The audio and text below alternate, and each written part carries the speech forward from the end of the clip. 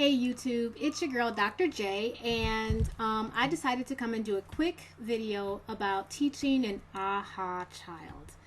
Okay, so what is an AHA child? An AHA child I define as a child that learns really based on AHA moments. And so instead of learning in kind of the traditional process where, let's take for instance something like math, where first they learn single digit addition and then double digit addition and then triple digit addition, and they learn it in kind of that traditional process. They learn by, they either know addition or they don't.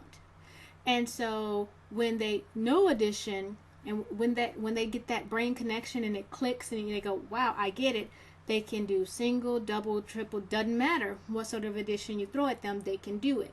But until that light clicks on, doesn't matter how many times you go over the single digit addition, they are not going to get it.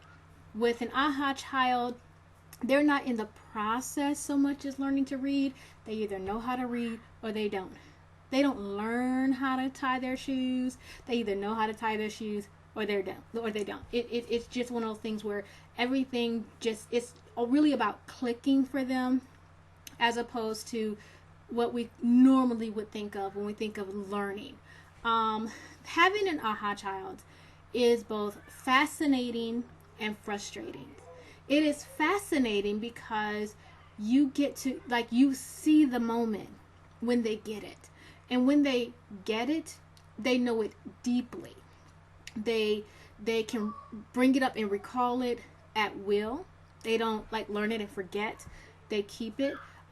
They can apply it to various situations, whether or not it's traditionally looked at in that area or not. So they can really apply knowledge across subject matters and that sort of stuff. Something that you would normally have to teach a child how to do, they just do it automatically.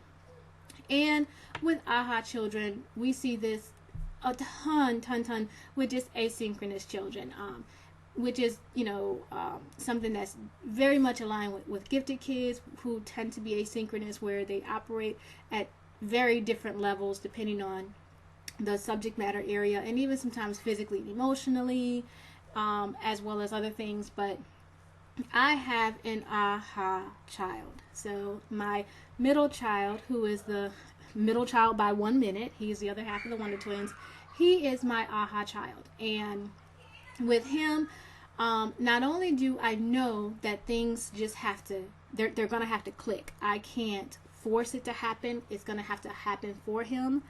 I don't know how long that's going to take.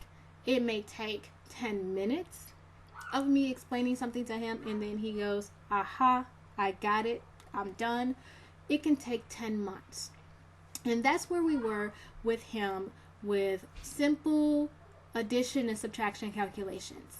He completely understood pattern recognition, dealing with geometric shapes.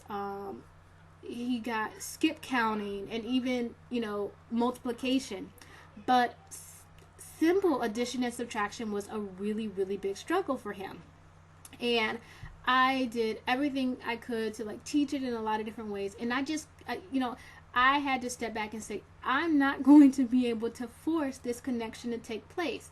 He's going to have to, it's just going to have to happen. And so what I had to do was just continue to give him the information, continue to go over the problems, continue to show him through the steps. But I also sat back and thought about, really, how does he learn? And he tends to be my child that learns the most visually and kinesthetically. So he has to see it, get that mental picture, and he also needs to do.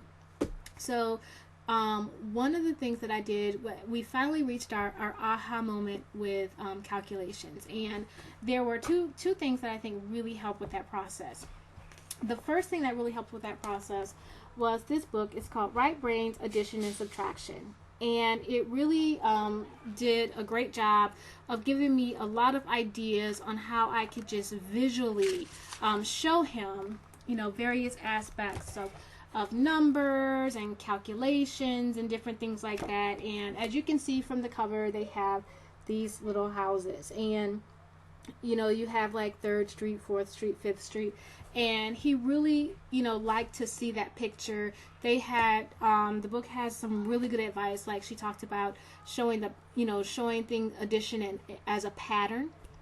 So don't just randomly give him addition problems, but give him a pattern of addition problems. Like, for instance, instead of having, 2 plus 5 and then 3 plus 9 and 8 plus 2, have 3 plus 5, and then 4 plus 4, it just 6 plus 2, everything that was going to equal 8, so he could see the pattern of 8, and then the pattern of 9s, and the pattern of 10s. And so that's really what the houses were about, and different things like that. So it was really looking at addition as a pattern and showing complements to the various numbers and sums. And that really was something that really kind of helped that light bulb go on, because instead of looking at addition as this separate thing, and instead of looking at subtraction as this separate thing, he got to start to look at it as a pattern, the same way he recognized patterns in tangrams and patterns in fractions. He got to start to see the patterns that were associated in addition and subtraction. Definitely not the traditional way that you would teach addition and subtraction, but that was a way that really helped for him to kind of have his aha moment with it. Another thing that really worked was doing a addition and subtraction kinesthetically. And so one of the things I did, have a floor-based number line. I think it's 20 feet long or something like that. It's really 20 feet long. And what we would do is I would have him, stand on the number line, and we would do addition and subtraction orally, and he would walk the number line. He would walk up, he would walk up, for addition, and walk back for subtraction. And as we started to do that a little more frequently, he began to be able to sit back and start to mentally do the calculations without having to walk. So it really helped him to, go and have that sort of aha moment. He had his aha moment with reading, and the way that we did that was using a visual based reading program. I did a video on the Easy Read reading system, and what it did was it linked the phonetic sounds to characters. And so instead of trying to find 108 different letter patterns that went with the phonetic sounds, he got to link the sounds with these characters, and then that really helped him to start to have that aha moment for how reading was really supposed to take place and the patterns that he was going to be looking for. And that's really been the only thing that has really helped me to kind of speed the aha moment along when he's stuck on things. The thing that's usually really interesting with an aha child is that you can never predict what is going to be the thing that they struggle with. What's going to be the thing that keeps that light off for them? With what I've noticed with my son is that he actually understands and gets more complex information a lot quicker than the simple information. Now this makes us have a really hard time, like out places, and how people love to quiz homeschool kids, and when he's doing classes and things like that, because what a 6-year-old should know, he may kind of struggle with those things. But a 6-year-old is not expected to be able to multiply. They're not expected to be able to talk to you about string theory. They're not expected to be able to talk to you about recycling and those sort of things. And he can do those things quite easily because he's already had an aha moment with those things. But when somebody would ask him something that a 5-year-old or 6-year-old would know easily, and he hadn't had an aha moment with that, people would go, oh, wow, really, you don't know that?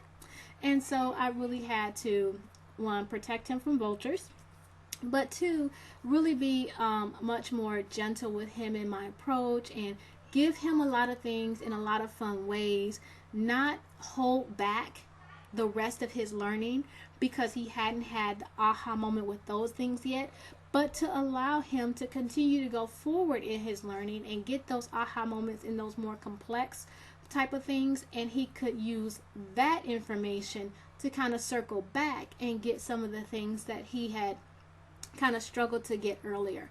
And that's one thing I want to really encourage other parents of AHA children with. I know a lot of times we've been taught you don't move forward with a new concept until this simple concept has been mastered.